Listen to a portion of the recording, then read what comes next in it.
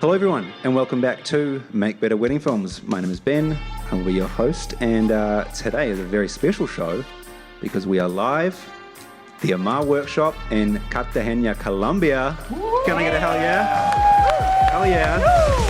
Hell yeah.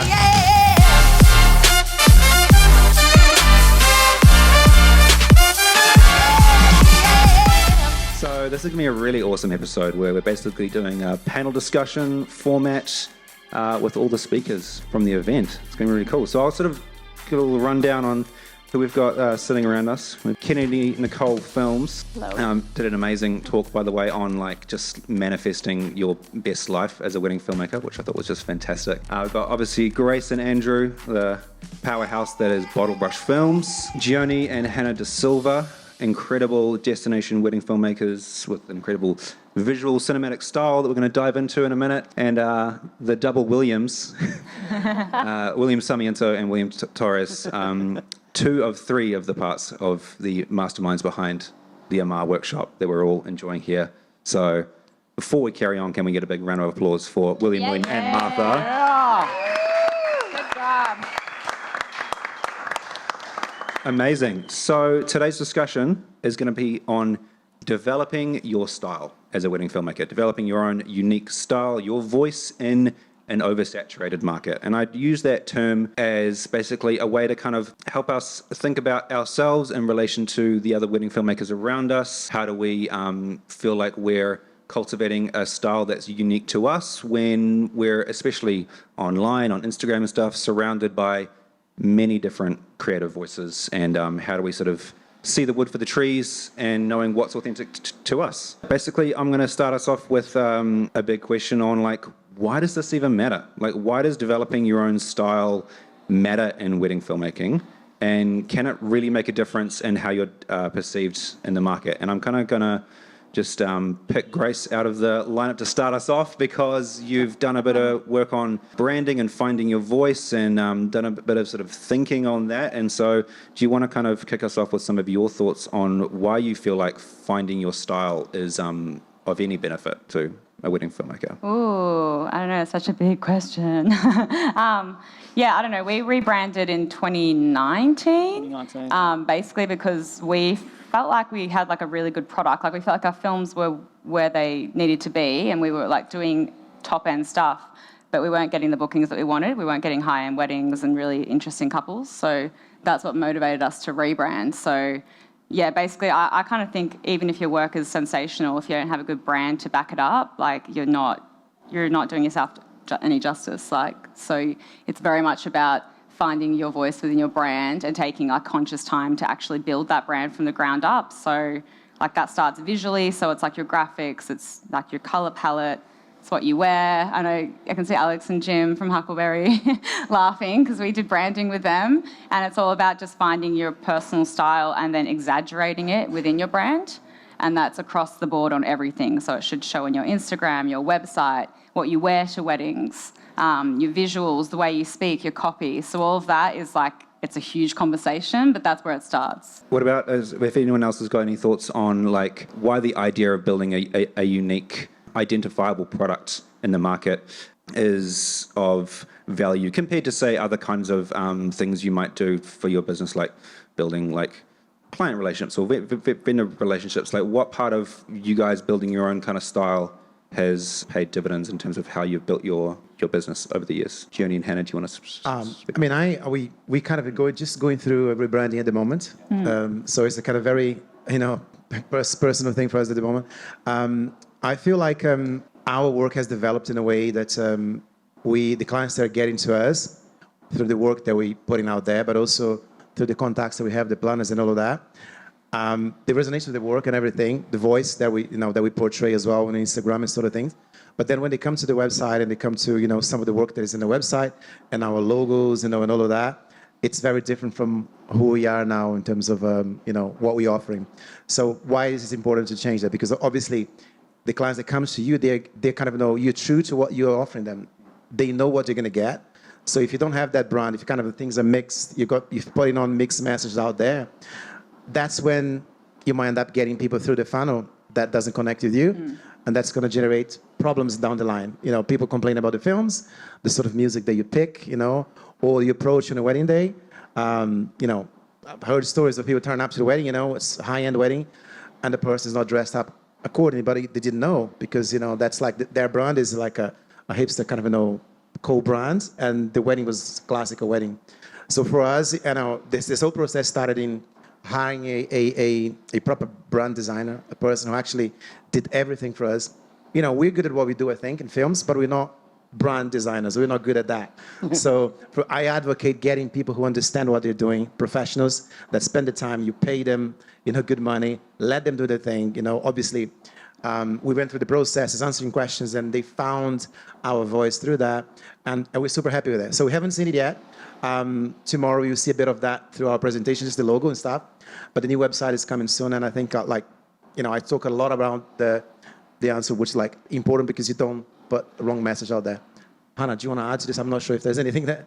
The most important thing is so that you find the right clients and the clients find you, and so there's no time wasted with either party, I think. And I think we've struggled to, well, not struggled, but we try to find a balance between being true to ourselves, making sure our brand is true to what we want to do, what we're passionate about, but also targeting a certain market as well, trying to find a happy medium there. Because at the end of the day, we're all in this business to make money, although it's an art as well. And so, yeah, it's finding a brand that works for us, that's true for us, but also is going to work in the market, in the industry as well, and staying current. And it changed, didn't it? I think it's important to say that, like, you don't have to be, you know, get your brand now, get it right, don't mess it, you know, that's set in stone, never going to change. For us, it's a development thing. I think, you know, tomorrow I'm going to show something about, you know, having a taste, the famous Ira Glass thing. We had a taste, we had a vision, we knew what we were going to get, but we didn't know exactly how to get there. So as things evolve, you find new ways, right? And like, okay, this kind of makes me happier. Oh, doing this sort of things make me happier. The money makes me happier. I can buy more things with the money. So this is a process for us, right? Do you think it's become more, I guess, more of a need to really clarify down like what your voice is in the market, like over time, compared to, say, 5-10 years ago? I think so. I think nowadays people who have a clearly defined brand, I think they're kind of, they're getting better, events, they're getting better, work, and they're actually being found more easily, I would say. I mean, these guys have, you talk about Bottlebrush, you know who they are, you know what they do, and it's like, it's super defined what they do. And for me, that is better in a way than having like this watered down thing where you can do anything.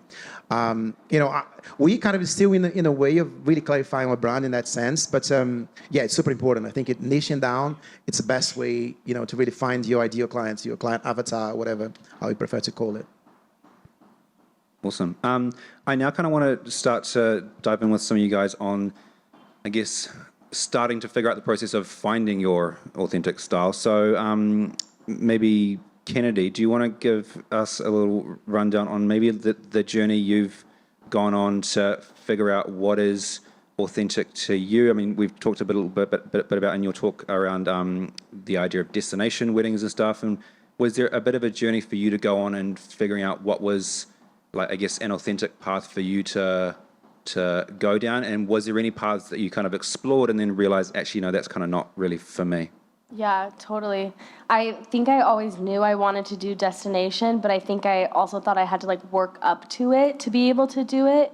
So I kind of like dipped my toe in like everything before, and then especially to like elopements.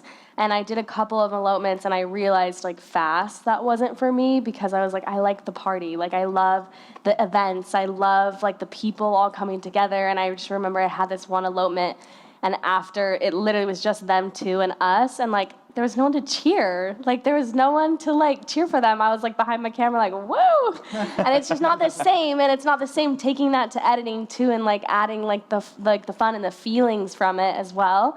So quickly I navigated just by testing it out, but I did always kind of knew I wanted to do destination. And then once I landed in destination, like navigating now, even still, like I want to do multi-day instead of just like a one day, and I want that to be my brand and my niche. And has anyone here gone through an experience where you visioned the brand and the style of films you wanted to make, and then put a lot of work into trying it, and it didn't really feel right. But certainly I've had the experience that along the way, some things that like creatively were kind of easy for me didn't really result in the kind of like vision I had for what I wanted to make. And so has anyone had a similar experience where something kind of like came easily, but it doesn't really mean that was what you wanted to kind of put your stamp on, if that makes sense? So I think when I at least first started, I think to hop on what Kennedy just said, I started for the celebration aspect of weddings. Honestly, I ruffle some feathers. I could give two shits about the love story. Like, I just love the partying and everything, and I just love the celebration that love brought to it, right? The joy of seeing friends and family, that was what I was capturing to me. So I think at the beginning, if I'm getting this question right correctly, I think at the beginning what I struggled with a lot was I was making the event so much so for the celebration that I was forgetting the story a little bit. And obviously, when we're starting off, right, we're in a way figuring out our style, figuring out what we like, what we don't like. But I think as I progressed, I found that balance to be attracting clients to me that I wanted. However, it was not helping in my relationships with the other vendors and stuff like that, because I was creating something that I wanted for myself, but I knew that the couple would want it because that's why they were hiring me for it, because they saw these work and they wanted those party vibes and stuff like that. So I think I did have to shift my mindset a little bit, because I did find like a roadblock when it came to booking weddings or booking higher end events that required a little bit more depth than just kind of like the partying and the vibes and everything. So I don't know if that helped a little bit, but I don't know if that's what you were. Yeah, I think because it's like, I think a lot of us would probably resonate with the idea of like an aspect of the wedding process kind of definitely like will have come most easy for us. Like for some people, it's the kind of post-production editing and finding the story in the edit that was my kind of foray into like figuring out my kind of spark creatively. Was I started very early on in the early days where the idea of like the videographer taking the lead was just like not a thing. And so my presence on the day was quite minimal, but where my kind of creative spark really shined was in the edit and kind of finding that story. But over the years, even though that was the kind of the path of least resistance for me creatively, I've had to sort of figure out that actually a more like authentic vision for me involves a bit of work out of that kind of easy zone. And so has anyone else on the panel had a sort of similar experience? I thought about something like that similar. Yeah, for me it was, the easier would be to stay, be the, what do you call like a pirate's pirate? Yeah, what? Like they want to stay on the shoulder of the photographer, just let them do things and just like, yeah, I'm getting it. But I found that our style, it lends more to editorial. I love the camera interaction. I love to get kind of, center composition. I don't want to be on the side and having people on the third there. I'm inspired by Wes Anderson, and I want to have my cameras, my time. I mean, obviously, let the photographer do their thing, but we're bouncing off each other. For me, it's harder because I had to learn how to direct, learn how to interact with the couple, get the movements that I want from that. So it was like, I had to kind of retrain and actually be good at that in order to get the shots that I want. It could be easier. Most people just kind of, it's a documentary. I'm the videographer shooting documentary. I'll just stay in the back and shoot that. Works for me. But it didn't for us, For us, it was a path of like, we had to really work on that, go for our shots, and be vocal about it. Sometimes you just kind of have to, stay in the background. Sometimes the photographer taking the lead, they move on. But you have to say, no, wait a second, guys, like, look at my camera, let's, it's finding the time to do that as well. For me, it was different because in my country, Barranquilla is like the most traditional weddings in the world. The same thing, same church, same venue, same people. So I went to the weddings and I like, oh, hello, oh, your daughter, I saw you in the school. Now I'm filming your wedding. So it's the same thing. And what helped me is to try to, like a Pokemon. You know Pokemon? Pokemon? Yeah. What is your favorite Pokemon? Pikachu. Well, my favorite Pokemon is Charmander. So when I start, I was a Charmander in the same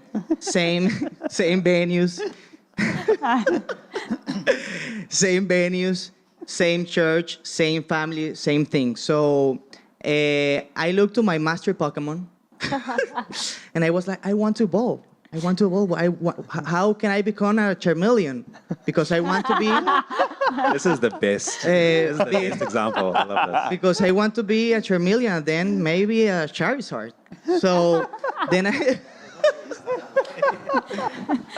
I start like hanging out. You love Pokemon? Yes, Charmander. Is it Charizard Charmeleon. next? Yeah, you got it right. Charizard? So then I start like going and watching different things, movies, and manifesting the things. I went to a workshop, Black Sand workshop in Canary Island, and I start like getting to know people that make films different, and then I start like manifesting because my weddings was not the same as their weddings. So I was like, man, I need to have that wedding, just one good wedding, gringo wedding, different speech, because my weddings are, I won't be able to do what the other Pokemons are evolving. So I don't have like a rock for Pikachu to become a Raichu. I need to evolve that my way. I'm a huge fan. I got married with a legendary Pokemon that is my wife.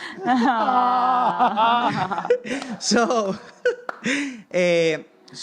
then I start like manifesting. I got an email in a wedding in Panama that was like foreigner wedding, foreigner people. I got my speeches. I got different. So I said to me, this is my opportunity to evolve, right? And then I make everything. Thanks God, everything was great. And that wedding gave me another weddings and try to. It helped me to change, to evolve. I'm still a Charmeleon. I'm not a Charizard as you are, but I'm the same page as you in rebranding with my later with my brand, because now we have a new brand with Marta that is Los MAWIs, and we want to have the clients to want our work to see the difference that we make art with inspiration, because it's MAWI, it's not Martha and William, it's an acronym, making art with inspiration. So yes, I'm evolving, and I think it's so important to manifest, to take the opportunities, and to continue manifesting for you to evolve. Love the analogy. Love that. I'm going to bounce off your analogy for a second and just keep it in the Pokemon realm, because I feel like some of us are Pokemon that have the one evolution. They've got one option. Okay. But for anyone else who is familiar with Pokemon, there is a Pokemon called Eevee Oh, yes. with rocks. that can transform into multiple different things. And so, how do you know what the right path is? And don't worry, that's the extent of the Pokemon references. Pokemon's actually sponsoring I'll go this along event. with him. I have no idea what you're talking about. This is the extent of the Pokemon reference. But I guess where I want to go here is, has anyone had the experience of going down a path of evolving and realizing that it didn't really feel authentic to you? Like I went through a process of feeling like I wanted to go down the kind of hype party route, after seeing films like yours and getting really inspired and thinking, this is amazing, I could do that, and I could kind of do that, and then I realized actually it kind of not really feeling sort of right, and had to sort of backpedal a bit. And so has anyone kind of else had a similar experience where you had to kind of course correct on the way to finding your own authentic voice? And if anyone in the audience too has an experience of trying to have a, there you go, ribbons. Love the Pokemon analogy. I'll continue on the Pokemon analogy. I got a couple. So, did you use a master ball to catch Martha? Oh, it was great. A great now is a Ultra Ball. Ultra ball. Yeah. You didn't need a master ball. All right. Yeah, to the question as well. It's like you thought you wanted to be a Vaporeon, and you actually, in the end, wanted to be a Flareon. And you kind of notice that by shooting all these different weddings and seeing where the market lays, and then realizing what's important to you. And that kind of only happens over time. And the more weddings you're exposed to, the more people you're exposed to, you start to understand who your people are and where it clicks. And that's where you kind of get the idea of like, yeah, maybe I should have been a Flareon this whole time. Like, Yeah, exactly. Love it. Amazing. Fantastic. Well, now we're going to kind of get down to the nitty gritty and hear from you guys the kinds of creative decisions and the kind of frameworks you put in place for your business to achieve your authentic style. So do we kind of want to run down the line here? And I kind of want to hear from each of you, like, what are some definite kind of, I guess, fingerprints that you've kind of discovered and kind of locked into? What are the kind of the do's and don'ts that you bring to a wedding, either on the day or in the edit, or how you present yourself on social media, or anything that you've really discovered as, oh, yep, this is me, this is my brand, this is my authentic voice? Well, my main dream is to be a stand-up comedian, right? My style, my way of working is to be something like a rom-com, something funny, something yes, like a rom-com, yes. For me, I think the main thing that I know has differentiated me, because my couples have told me when they inquire with me, and it's always along the lines of, you know, we were looking at videographers, and we love that you are able to create an experience in the film that is both emotional, right, involving the couple, but also you don't leave out any room of like the craziness and the celebration. I really lean into that. When I first started, I wouldn't see a lot of like the celebration being put out there. It was, but it wasn't being like, it's almost like I would see the videographers get to that part of the film and it'd just be like, give up. Like, kind of like just throw some few party shots in there and we're done. I literally made it a whole process to make these, you know, party scenes as involved as the film itself. So I think from the get-go, is what set me aside and allowed couples to find me that appreciated that as well in my work. Yeah. I think I like to be really authentic to the actual event. And I think, coming back to your previous question as well about finding your voice, is I really like looking at each wedding really differently. I'm not on social media very much. I don't see other wedding films. This has come up a lot as well. And I like to just look at the wedding. I don't always film as well, a bit like you, Grace, as well. Sometimes I have to, you know. You do usually, but the weddings, I like to look at each wedding differently and create a different film. But at the same time, you have to have your own voice. But I think we always want to be authentic to the event. And I think clients have come to us and said, I love how all your films are different, like especially when we've sent them the long films. But yeah, there is a unique style there as well, which I think probably Gione will go into a bit more. But yeah, it's like the best version of the event, obviously, the best bits and showing it in the most beautiful way, but it's still true and authentic to what happened on the day as well. Yeah. It's a very good point. I mean, I was just going to say, because you and I were chatting a bit last night over dinner about your style being, I guess, quite like visual and cinematic. Like I feel like that's definitely a kind of defining element to your style of films, where where some people might kind of gravitate towards words and narrative and story to kind of like lead things off. Often I find in your films there's a really kind of strong visual storytelling that kind of kicks things off. And was that something that, again, kind of like came quite naturally to you, or something you kind of settled into over time? I think this actually came quite natural, wasn't it? I think from the first films that we shared with friends and, you know, and people that kind of in the industry, like, obviously we started to look for feedback from everybody. And the guys said, look, you guys have a good, a good eye for, for beauty. Things look quite clean, just, fine tune this and that. So I think it's probably a natural thing, having the eye for that. But, one thing that I think that kind of comes for us in terms of like a brand is very, very personal. Again, a lot of people can say this as well, but we have experienced a lot of people coming back to us and say, hey, the experience that you guys bring, the energy that you bring on the day and, throughout the whole process, from the point that I contact you and I get your email, I see you on, through your emails, and then I have a call with you, and it's the same person throughout. And then because I see you turning up, dressed up, but you're crazy dancing with me on the dance floor, and the footage reflects that, even though all films are kind of, clean and all of that. So we have the visuals and all of that, but I think having that experience as well throughout the whole process from inquiry to delivery is super important. I think that is something that's recognizable, maybe not by the, people that see our work out there, but for the people that work with us. That's a really good point, actually, having, like, as soon as you find your, like, I guess, authentic fingerprint creatively, you can then apply that to the whole process. Because I think a lot of us, like, sort of have our heads stuck in, the actual films themselves, maybe a bit of the kind of social media branding and stuff. But if you, like, are really clear on what your voice is creatively, you can, like, apply that to the whole client experience, basically. Yeah, absolutely. Andrew, I'm going to split you guys up and just ask you, on the day, for filming wise, what are some of the do's and don'ts for you that are like, yep, this is Andrew's style versus? Ooh, that's a good question. Well, I don't do rules, right?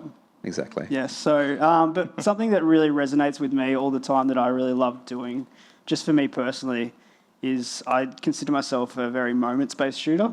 Definitely not technically perfect. Always messing around, experimenting, but the stuff that I really love to shoot, and I try and convince myself that couples appreciate it because I love it, is just the raw moments and being in the right place at the right time. Like, I'm probably pretty quiet on a wedding day. I'm sort of just always, sussing out the room. That's why I don't like to interject myself too much into the day, more so than just making sure it's a good vibe. So like one of my favourite things to shoot is literally right after the ceremony when they're hugging all of their loved ones. Like, that's just something that really turns me on creatively. Yeah. Do you deliberately try and, I don't know, film certain parts of the day the same way each time, or are you deliberately trying to like change things up every single winter? Is there a particular like approach that you're bringing that you feel like is part of your process? I pick the times when I'm going to go crazy creative with different techniques, and I pick the times where I go, I just need to get out of the way and just let what's happening happen. And you don't need to reinvent the wheel for certain things. You just need to make sure you capture it really well. And not even really well, slightly shaky, slightly out of focus. Like, I mean, all of our home movies are that, and they're still infinitely valuable to us. Yeah, absolutely. I mean, the thing is, I guess, like, you could throw words like, like raw and energy and things at your brand, and it all sticks, and that's all kind of part of it. And carrying on from that, grace.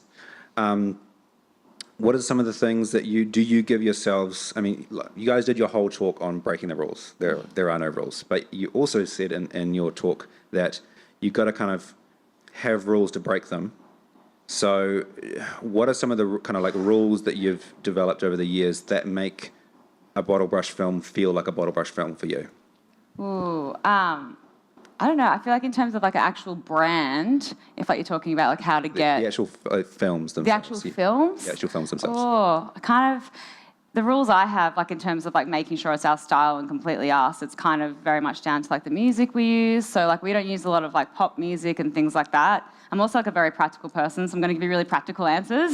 I don't have like heartfelt stuff, but I have like, that song's shit, don't use that song. Like, that's not us. So like it's very much about like the style of music we use. It's very like niche down into being really loud, but like more complex stuff. Like I don't like kind of very pop music and cinematic music. I like stuff that's a bit grittier, has really interesting lyrics and stuff like that. I feel like that's kind of what sets us apart.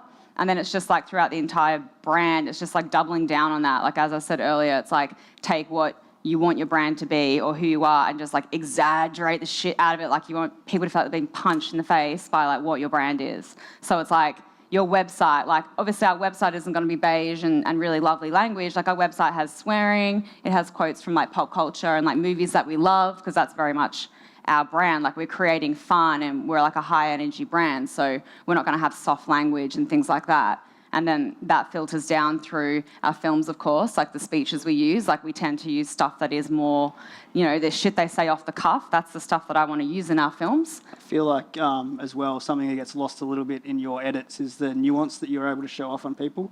So it's, like, easy to pick, and I understand the commercial realities of why people do this, but it's easy to pick one aspect of people and almost turn them into a caricature. Yeah. But to show off all the different sides of people, like, you might have someone who's really funny, but then when all of a sudden they say something really heartfelt that they never would otherwise say, and that's a moment of vulnerability to them, that's something that you did really well. Like onions have layers. Like Shrek, people have layers. So it's, yeah, we're known as like the party brand, but like if you watch our films in full, like there are really heartfelt moments and it does ebb and flow. So I think maybe that's what we're known for. And I think everyone's kind of spoken to this, like Will as well. Like, yes, you have the high energy stuff, but there's room for that romantic stuff. I'm a closeted romantic, guys, okay? Same. I am. I love the feel you. romantic stuff. That's the thing, I think, is I think like all of us have like ebbs and flows and multiple facets of things we resonate with on the wedding day and things that are in our films. But I think hearing like you talk and Will, it's kind of almost like what's the first thing I gravitate towards? You know, is it am I looking for the funny speeches? Am I looking for, you know, the shit talking? Am I looking for the party? Am I looking for the beautiful shots? And these seem to be the things that it's like if you can figure out what's like the thing I'm going to kind of gravitate towards and then build off of, that seems to be, you know, a way to kind of, I guess, build that fingerprint outwards.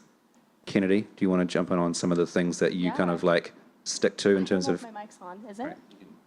One more. I feel like I especially gravitated towards music in the beginning, and like the way like a signature like editing style of mine was like any like movement in the like a build up in the song, I knew that was going to be a kiss, that was going to be an exit, or like that was going to be like a moment.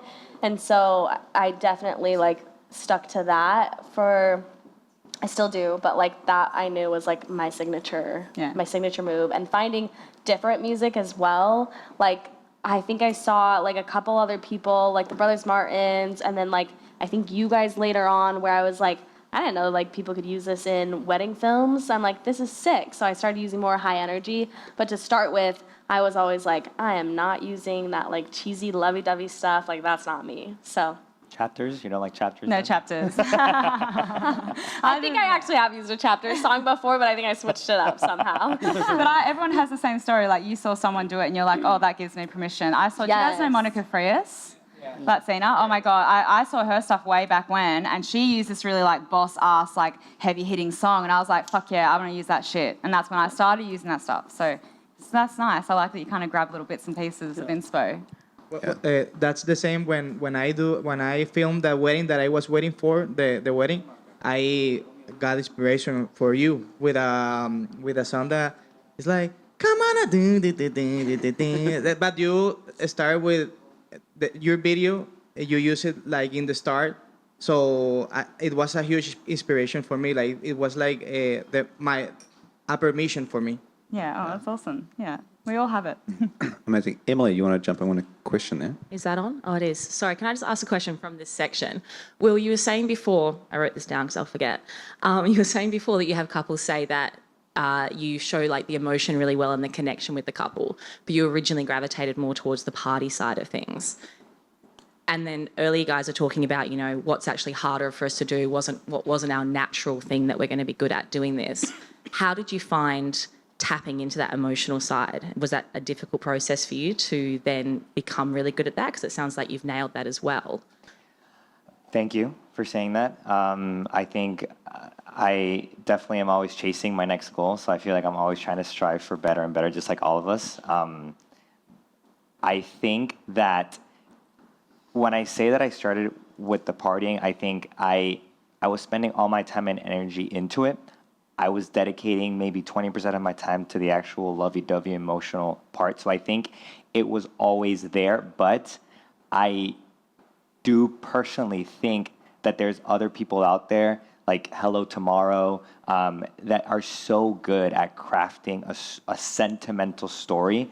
And I definitely have looked at other filmmakers like that for inspiration for how to improve that part of my work. So I think one of the things that I've learned to do is I'm a very practical and analytical person. 2 + 2 is 4. If someone tells me otherwise, I literally lose my shit. Like I'm very like linear. So I think that part of my brain has helped me almost like steal like an artist. I see people doing things and how they create and curate the story of this couple. And I think that's allowed me to implement that into my work as well. So I definitely took inspiration to help me create that more emotional part as well from other filmmakers. Awesome, thank you. I'm going to sort of dive us down a little bit of a different road now and jump into one of the questions we got on the Facebook group. And it was from Moses, I believe, saying he basically shoots a lot of barn weddings, and there's a lot of kind of like content on like of barn weddings and stuff. And he was wondering I want to kind of switch it up, and how do I kind of switch up my style and kind of like capture these environments differently? So does anyone have any kind of advice on kind of like coming into a space especially that is kind of well-trodden ground, and sort of scraping all of that away and sort of looking at it with fresh eyes to put your own unique stamp on it? This is basic, but a different lens. Oh my gosh. Like shooting on a different lens is like night and day what you see, like different. Like different focal length, you're saying? Yeah, different focal length. You can see that in the likes of like Gione Films, where you don't even know like where she is, but it's just like everything's on like 100mm lens and it's gorgeous and it's all twinkly and stuff. So that's a great point. I think that the best information is to have like a tourist mindset. For example, all of you are tourists, right? And you are like eating new food, walking into new streets. That's good. And if you are in your hometown, you will never do that because you are not a tourist guy, right? So for me, this kind of mindset helps me a lot because it always helps me to have like a new eyes, to don't be afraid to do new things, to be a tourist, right? And that's my answer. It's good. It's a good one. I have something. I mean, it's actually part of something that I was going to talk about, but like just sharing. I find that sometimes you're flipping, going away from what your personality is just for the moment. I think it helps. For example, I'm super energetic and loud, and I tend to bring that wherever I go. So when I come to like spaces and weddings and arrive, I find that like allowing for like silence for a bit, just calm down and just start to listen to the environment. Listen to what is, what sounds we have, what's the smells that we have, what sort of movement is going around, who is talking mostly, who are the people that are going to have to focus. And that works in the environment, You want to tell stories, stories is not just about showing the visuals, audio, Listen to those beautiful sounds that are happening that if you're talking and yabbing, you're not going to listen to them. So allow for silence, take time, breathe in, all the smells, and that's going to give you a lot of things for you to think about. Okay, I can tell the story from the bird's perspective, or whatever, from the ground's perspective, from the rain, whatever, the environment, the situation, all of that kind of thing. As we do start to wrap things up, I want to kind of throw a couple more questions out there. One of which being like, speaking to what you mentioned in your talk, I'm sorry, your name with the K is hard for my speech impediments.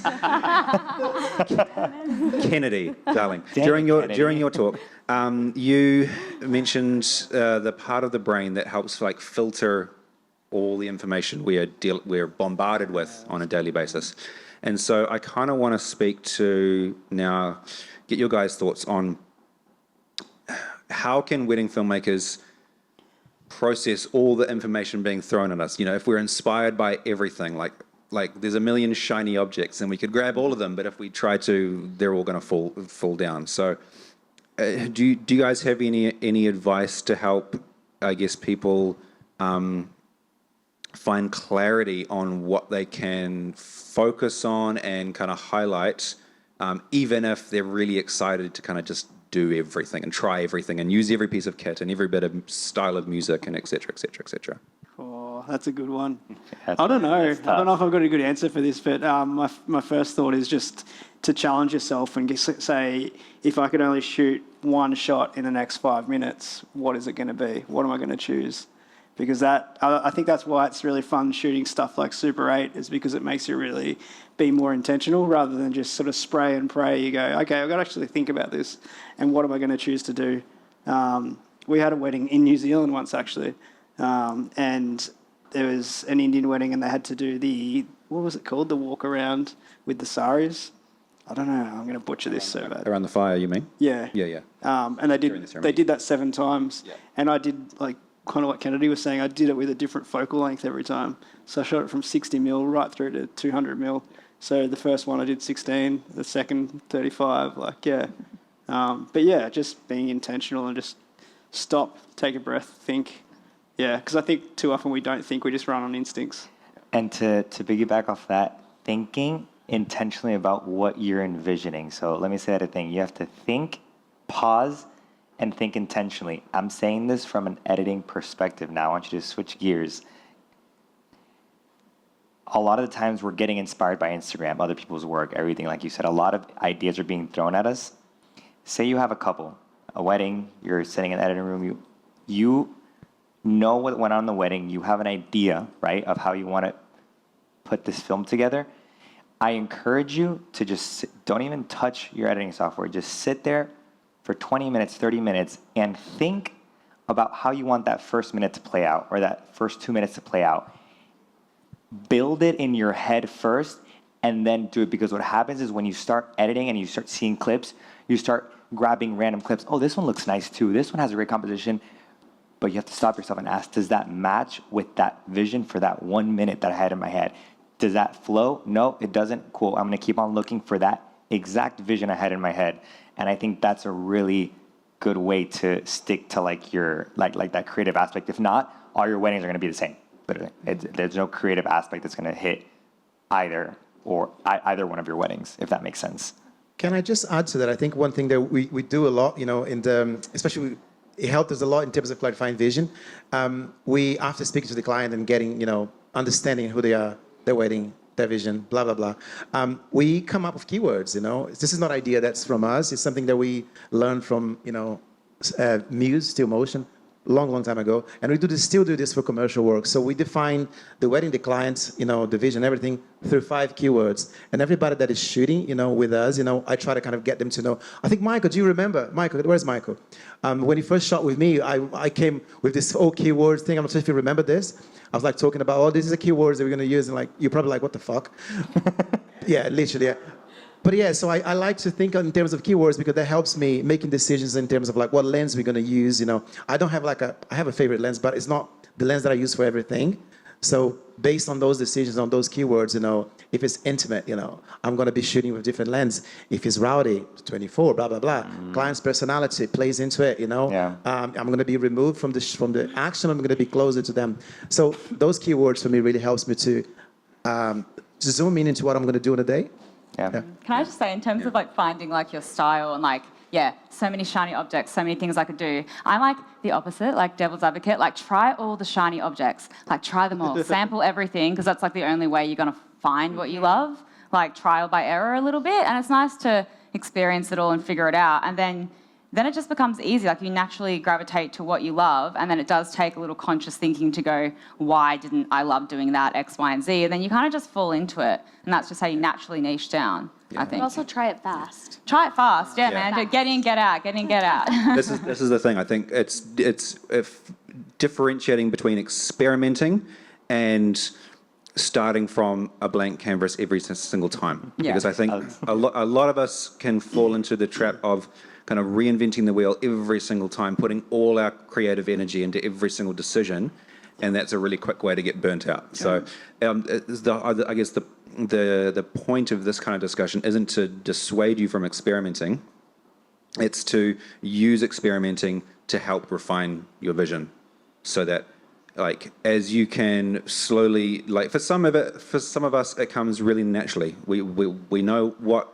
like we love, we know what our voice is, and that's fantastic. But for some of us, it takes a little longer to figure out. And I think some of the things we've found through this discussion is really sort of like honing in on like curating down to what you can put your finger on, whether it's keywords or a part in the day that really resonates with you, and pour your creative energy into that, and then from that your creative voice will just come naturally. So I think that's probably a good takeaway from today's discussion, and probably a good place for us to wrap up the conversation, unless there's any final questions from the audience before we wrap up and get ready for our style shoot. Ribbons? Well, geez. I'll just emphasize, what Gione was saying before about those keywords. Yeah, I remember what you're saying now. Is that I wanted to be beautiful and elegant, and like you have these keywords to kind of like hone in how you would shoot it. And obviously you were discussing with me how now you're starting to shoot F4, F5, and all these like stops where we're like, but it's not going to be cinematic. But you talk about how, you know, those 1.2s are actually hiding a lot of the details of the wedding as well. So when you have like such a grand, epic wedding, it's good to shoot wide to capture all those details. So in the past, the goal was to hide things, you know, to focus on what I want. Obviously, it's still a bit, you know, guiding the eye, but now it's more about, you know, showing everything, because that's what they're paying for, and that's what the planner wants to see, because everything is kind of beautiful. You don't have to really shy away from, you know, showing those things. And but that's a good point. Beautiful. All right, everyone. Well, that is going to do us. Thank you, everyone, for being part of the first, you know, live panel discussion version of Make Better Wedding Films. Hope everyone here enjoyed it. Hope everyone at home enjoyed it. And that'll do us. We'll see you all next time. Thank you, Ben. Thank you. Yeah.